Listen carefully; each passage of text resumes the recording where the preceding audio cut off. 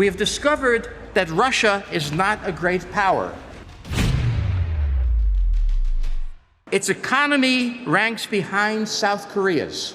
It is a weak economy. Its military has shown itself to be incapable of adequate planning or the execution of a war, even if it's at a country as weak as Ukraine. So our vision of what Russia was already damaged in 1991, that vision is now doubled down.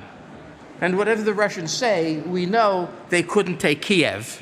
We know that they couldn't take Ukraine. We know that they couldn't survive the sanctions without stumbling. And a third element emerged, which I was surprised by. The reemergence of American power. Power not military, but economic. The power of the dollar, when it was denied to the Russians, when that denial was joined by the Europeans, when it was joined by Japan, by a worldwide coalition, crushed, I would say, Russia's capability to make war. Those wars are expensive. In addition to that, the United States discovered that it was a leader of coalitions, of NATO, of course, China as well, of Australia, so on and so forth. That when the war came there, the United States discovered it could lead something it had forgotten, and had also discovered that it could wage war without shooting, which was a very important thing to do. So the United States stood back, did not engage, supported the Ukrainians, and made it impossible for the Russians to convert rubles to dollars at the Federal Reserve Bank. And that was the discovery of a new sort of power, which was always there, but we didn't know. So where we are now is a very important place. We've entered a new era, but we can see that we've entered that era only by looking backwards. In looking backwards, we see this is different from 1945. Looking backwards, we can see this is different from 1991. And therefore, by looking backwards, we can see what's new. If you can't look backwards, you can't imagine what's new. And what are the things that the Americans are learning in this? Well, the most important question that the Americans are learning in this is the centrality of space. If we want to know what the Russians are doing, they can't hide it. From space, we can see them. We always knew this, but this is a war in which we could operationalize it. And if the Russians could, they would destroy our satellites, which they always claimed to be able to do, but they couldn't. And so where does war go now? Well, war went with the iPhone into tactical operations on the face of the earth. Now we are in a different time, where the real issue is not what happens on the face of the earth, but happens in space. From space, we can see the ground. And on the ground, we can see soldiers. And the soldiers we have seen, we can order to be killed by weapons in space or weapons on the ground or what have you. So the geopolitical shift that we see coming out of this, one that will last forever, is that we have now entered space warfare. We've been there really for a long time, being able to spot Soviet satellites or Chinese satellites, they're being able to spot ours.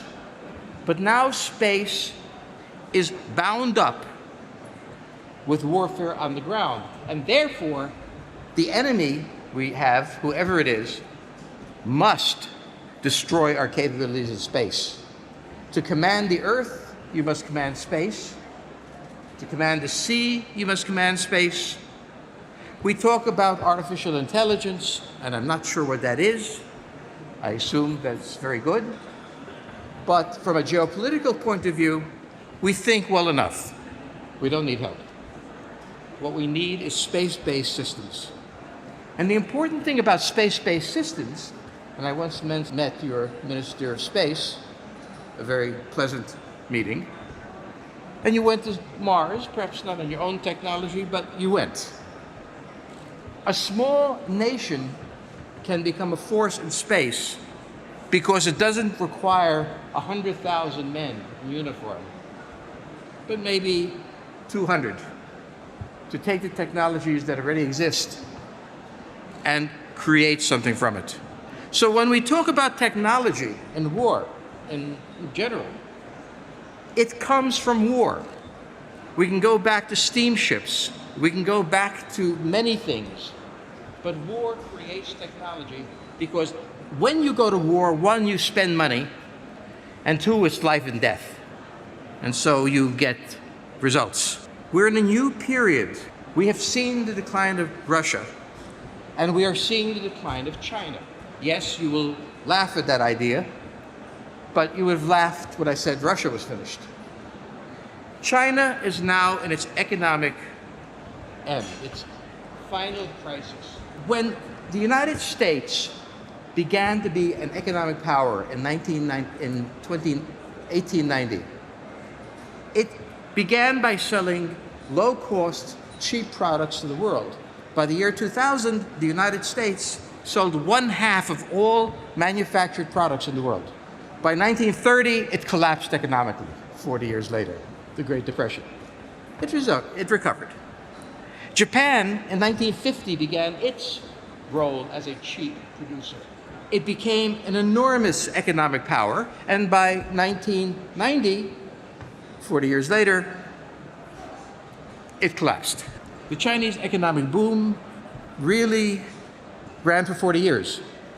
And now we see the Chinese economy staggering, unable to pay its debts.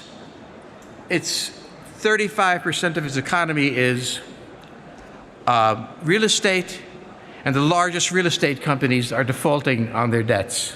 We will all think this doesn't mean anything. When the United States went into its crisis, we thought, it doesn't mean anything, they'll be better in a week. When Japan went into its crisis, we all thought, well, they'll be better in a week. But they won't be. They will not collapse. They're a great power. They will come out of it, but not in less than 10 years, as the other said. And therefore, what we have to look at there is that China is weakened and weakening, whatever it says. Russia is weakened and weakening, and the United States is emerging, but that cannot be the only power. So I will name 3 powers to you that I expect to rise, and some of them you will laugh at, because I'm always laughed at, that's fine. One is Japan, the world's 3rd largest economy, a significant military, and a united population. Number 2, Poland. We are already seeing Poland emerge in Europe in this war as the decisive power, as the leader. And Turkey, which was in a terrible economic crisis and is emerging, but is a pivot.